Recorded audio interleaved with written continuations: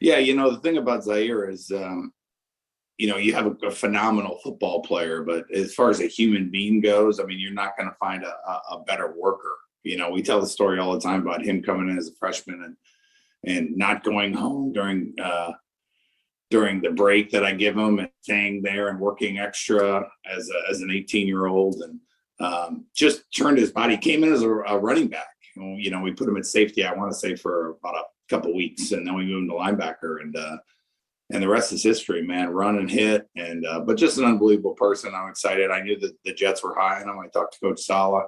He called me just to ask about the person, and I couldn't give him a higher recommendation, and I was happy when he got drafted. So I talked to him, and he's fired up, and it's time for him to go to work there. So I'm excited. It's a great opportunity with the place that's excited about him. Yes, it was funny when he was doing his pre-draft Zoom stuff. I popped in the room. The wide receiver coach let me know what time, and I popped in and jumped in front of the screen, and his face was classic. Because I don't think he knew I was with Green Bay. So he was fired up, and I was fired up to see him. I mean, I've always kept in contact with him. We played him and seen him on the field a couple times. Just an unbelievable. His story is unbelievable from coming out of high school and some of the family stuff that happened to him and making it, and barely got in. Worked really hard to get eligible, and then I want to say his first semester he had something like a 3.5.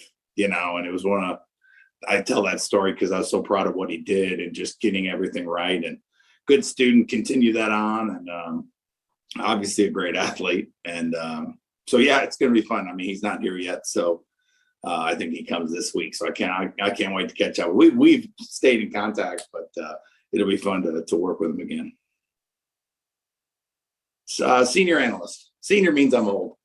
Everyone running around here is young. But senior analyst. That is the title.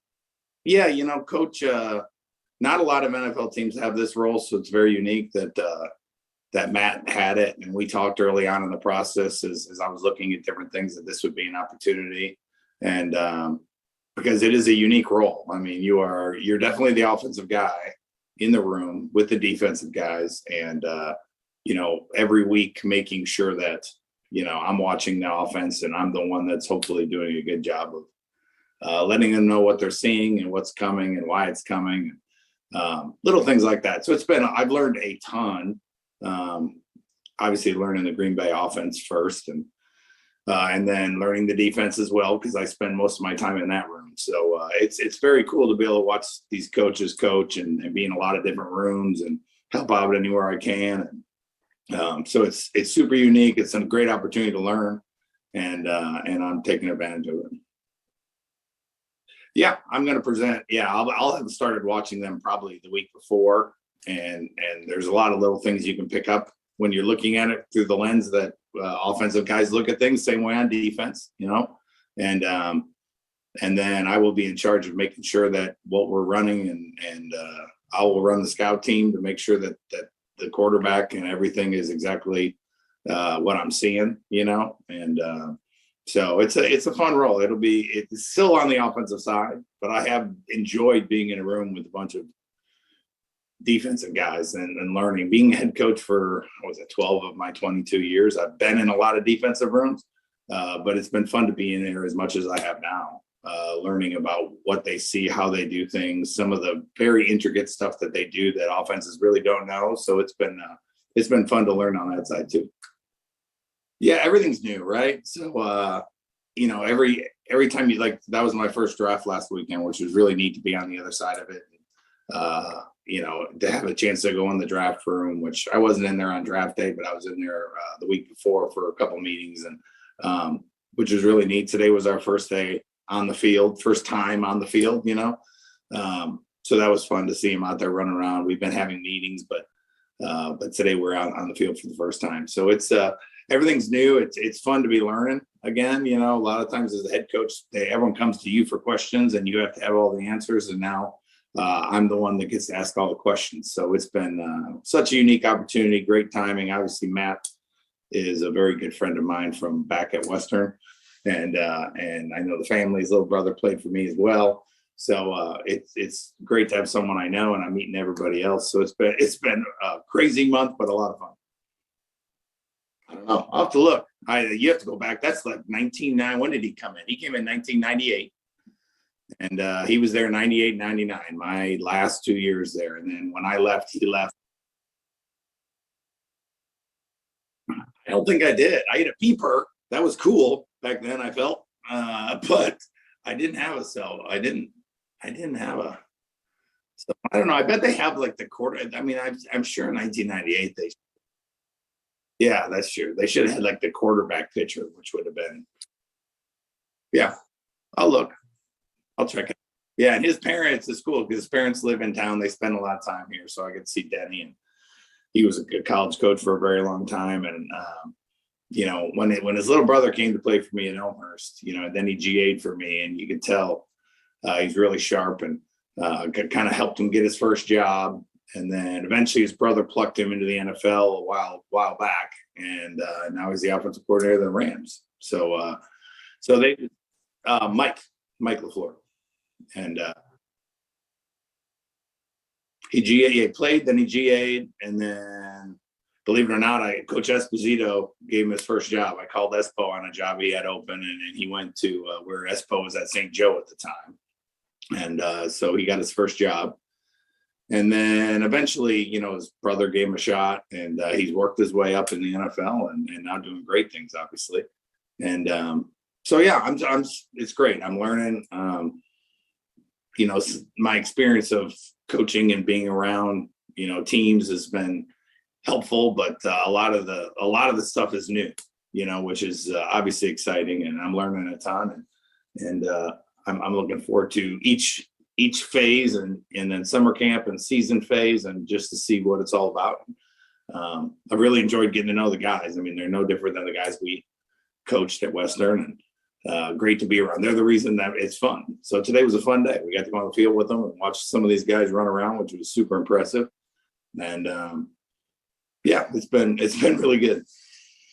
Pat, this is obviously in this town, like the Packers it's a different deal. And the fans are crazy, and they love. I mean, the state is behind them. But the thing about this town compared to most is it's a lot like Kalamazoo. It's not a big town, which is weird because normally when you coach the NFL, you have to live in. You don't have to live, but if you wanted to live in a city like Chicago, Detroit, Miami, Dallas, like you're in cities, you know. This is not that. This is like you get to coach in the NFL and still be able to raise a family in a smaller town, you know, which is, it's amazing walking around with Matt, you know, because you assume he can't go anywhere, right? And in this town, I've walked around, I've been with him a lot, and people say hi, but they kind of leave him. Yeah, they understand that he works here and lives here. It's a cool for an NFL town. It's definitely different, you know, which would be a cool opportunity if it comes, but it's super convenient. But they say on game day, this whole Titletown area, I mean, they built this whole, it reminds me, have you been to Wrigley, like left field of Wrigley, how they've totally redone it with bars, restaurants, hotels? Yeah, the third base line is totally different. So they bought this whole block, and the block had Green Bay Packers have, and it's called Titletown. And it has the Kohler Hotel, and then it has a brewery, and then it has a indoor golf simulator place, and then it has a office building, and then on the left side it has it's lined with townhomes, and then in the middle they made a man-made sledding hill, a ice rink, an entire football field in turf that's lit up right in the middle. And then on the far side, there's another apartment building, there's an amphitheater, and then there's the apartment complex. And so they say on game day that this Titletown area is crazy, to say the least. That is so what's the other thing I found out is, you know, our offices are in Lampa. So everything's there, and it's open 24. They have things going on in that place every day. There's events, and there's a restaurant, and there's what's called the Packer Pro Shop, which could be the biggest. Yeah, it's huge. I've never seen anything like it. I still have not been to all corners of it yet.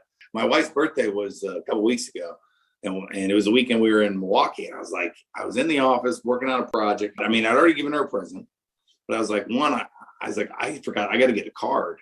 And we were leaving at like noon, and it was like 9 in the morning. I was like, can I find time to get out? I'm like, wait a minute. I bet the Packer Pro Shop has birthday cards. Well, son of a gun, I walked in. I was like, do you have birthday cards?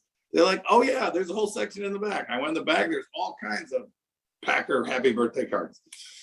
So I was like, sweet, I didn't even leave the office. I just, buzzed my way through a couple doors and boom, I'm in the pro shop, and came back and I'm like, I'm set, guys. We can leave anytime. I got my card.